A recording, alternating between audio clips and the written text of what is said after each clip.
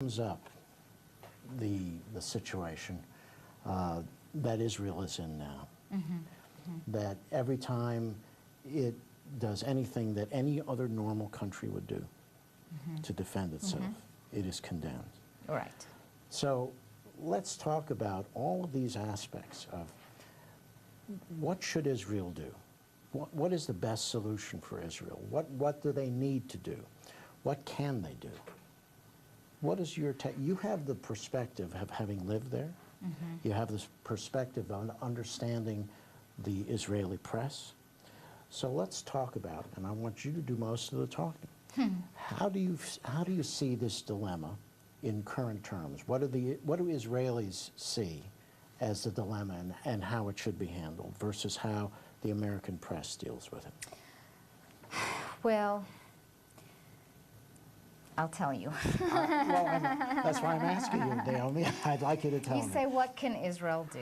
Okay, and I can tell you that the only thing Israel can do is continue to defend itself, because what's happened is that we have been in a mode of self-defense since '48. We have never, up until now, we've been fighting a war of attrition, right?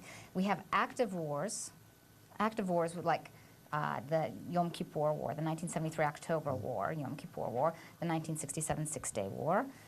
So we have active wars, but we have had a constant war of attrition, both before the creation of the state and after the creation of the state. We have the Jewish population and Israel then after, as all the population of Israel has been under constant attack from its borders and also to some extent from within, when people cross the line or when cross the border and so forth.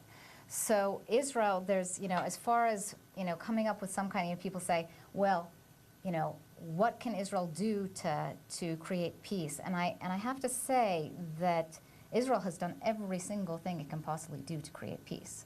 Israel went in, after '67, Israel went in and they built universities and they helped build up a middle class, and they found the moderate mayors, and tried to work with the moderate mayors, and established the basis for a democratic Palestinian society with which they could work, right?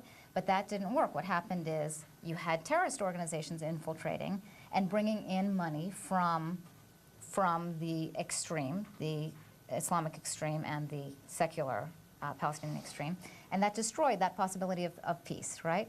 So what Israel can do, I think, is the thing that Israel can do is stay strong. I mean, I hate to say it, but what Israel can do is can stay strong. But I'll tell you something. There is something, people have asked me, well, what can we, do we want to see peace in the Middle East, right? So let's go and man, 7 flotilla boats bringing aid to Hamas, right? Good idea, right? Sure. And then it turns out that one of those boats brings in guns, brings in, well, we don't know guns yet, but we know casings that we can't identify, knives, and attacks the soldiers, knives and stun grenades, right? That's not a good idea. I'll tell you what the world can do.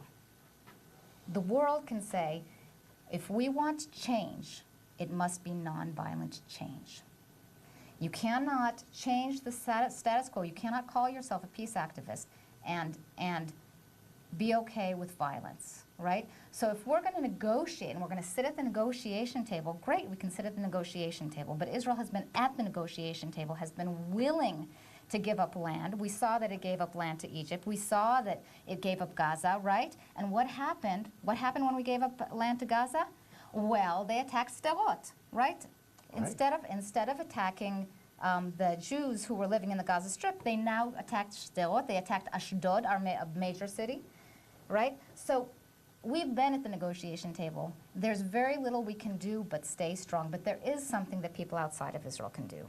And that is insist that if there is going to be some type of attempt to change any kind of status quo, if you're going to be active in the Palestinian-Israeli conflict, that you insist on nonviolence. And I'll tell you, this is something that I learned from my own experience, okay? Because when I was in, because in 1987, I went to Israel as a graduate student. I had, you know, I spoke Hebrew, and I came back after doing my bachelor's at Williams College. So I went to Israel, and I was quite a leftist, a pretty radical leftist, especially probably by your standards. You can say that, but it's okay. We're all friends here. And I participated in the demonstrations against the occupation, right? And then, this was 1987, right? In the fall of 1987. In December 1987, the first Intifada broke out. Mm-hmm.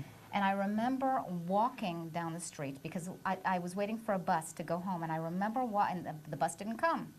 So I walked down the street to go get the other bus, right? And as I'm walking down the street, I see a burnt-out bus, and it's hollowed out, and I asked somebody who's standing there what happened. He said it was firebombed. This is just the start of the Intifada. And I remember thinking, and I had been at these demonstrations, and I remember thinking, can I actually support that, right? Because I watched the movie Gandhi, you know? Mm-hmm, sure. Can I actually support that? And I said, you know, I don't know. I mean, they could have killed somebody. They didn't, but they could have killed somebody. Well, the next day, my neighbors come home, and their faces are red. Their eyebrows are burnt off, right? They had they had followed a bus that had been firebombed, okay? So the bus had been firebombed. There was a soldier aboard the bus, an 18-year-old soldier. He had been sitting next to a family, a religious family, with a woman holding a baby and 2 children. He got the 2 children out, and he went back in for the baby. He couldn't, she wouldn't, she was panicked, she didn't understand. She couldn't let the baby go, and he struggled and struggled, tried to get her out, and he couldn't. He left the bus, right, because he couldn't breathe. He couldn't breathe, and he had damage to his lungs. He saved the 2 children. They flew him to England for a lung transplant, and he didn't make it. He died. Wow. So that's the hero, right? It's not the people on the flotilla.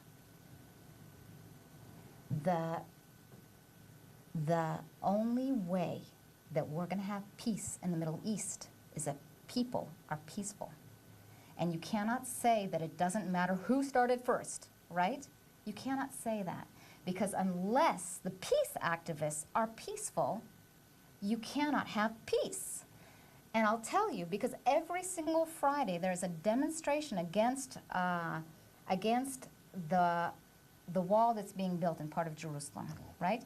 Every single Friday somebody throws something at a soldier, right? Sure. Every single Friday there is a demonstration. Every single Friday, well, not almost every single Friday there's violence. Every single Friday the peace activists return. And I say we should say what Gandhi says, and we should not advocate unless we are going to advocate peacefully. And that's why I don't advocate against the occupation.